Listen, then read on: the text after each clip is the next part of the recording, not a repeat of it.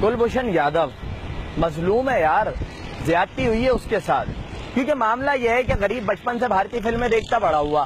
اب اس نے دیکھا کہ جناب بھارتی فوج مردانگی کے جھنڈے گاڑ رہی ہے، را کے ایجنٹ پاکستان آ کے کارروائی کر رہے ہیں، صحیح سلامت واپس بھی جا رہے ہیں. بڑا ہوا تو اس کو بھی شوق ہوا، اس نے کہا امی میں بھی جاسوسی کروں گا. لیکن غریب کو کسی نے یہ نہیں بتایا کہ بھائی بالی ووڈ میں تو نہیں، حقیقت میں ISI نام کی ایک چیز ہوتی ہے کہ جس کا نام سن کر را کی بھی ٹانگیں کانپ جاتی ہیں.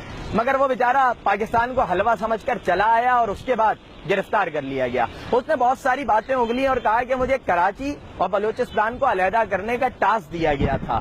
البتہ جب یہ صاحب گرفتار کیے گئے تو بھارت کی جانب سے کہا گیا نہیں بھائی، بندہ ہمارا نہیں ہے، نہ یہ ہمارا شہری ہے، تو پاکستان کوئی ڈرامہ کر رہا ہے ہمارے خلاف. بہرحال پاکستان نے اس پہ کارروائی کی اور ان صاحب کو سزائے موت کا سزا سنا دی گئی. اس کے بعد جب یہ فیصلہ پاکستان کی جانب سے آیا تو فوراً بھارت کو یاد آ گیا کہ نہیں بندہ بھی ہمارا ہے، شہری بھی ہمارا ہے.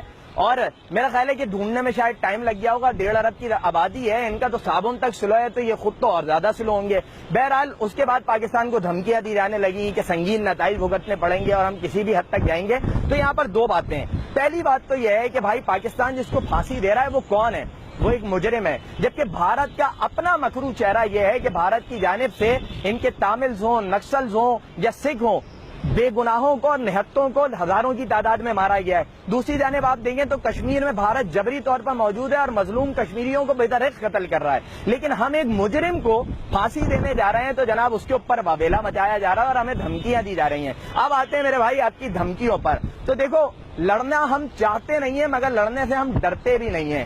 اور معاملہ یہ ہے کہ آپ کی دھمکیوں سے بھلا ہم خاک ڈریں گے کہ ہمارا ایک بیچارہ جنگلی کبوتر غلطی سے آپ کی سرحد میں چلا جائے تو آپ کو اپنی فضائیہ بھیجنی پڑ جاتی ہے. آپ اپنے ملک میں فینٹم فلم بناتے ہیں تو آپ کے ہیرو اور ڈائریکٹر صاحب کو اپنے ہی ملک میں سیکیورٹی مانگنی پڑ جاتی ہے.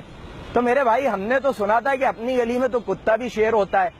بہرحال آپ اس 20 کروڑ شیر دل قوم کا مقابلہ کیا خاک کریں گے؟ آپ کا باپ بھی نہیں کر سکتا. دوسری بات جو یہ ہے، کسی بھی حد تک آپ جائیں گے تو انشاءاللہ اس کلبھوشن یادو کو تو پاکستان پھانسی دے گا اور اس جیسوں کو چن کر پھانسی دے گا. اور جہاں تک سنگین نتائج کی بات ہے کہ اگر آپ نے پاکستان کو میلی آنکھ سے بھی دیکھا نا تو پاکستان کی جانب سے ہندوستان کو ملک سے شمشان گھاٹ میں بدلنے میں زیادہ وقت نہیں لگے گا. کیونکہ یاد رکھو یہ پاکستان ہے، ہماری جان ہے. لہذا بیٹے اوقات میں رہا کرو اور بھاشن ذرا کم دیا کرو.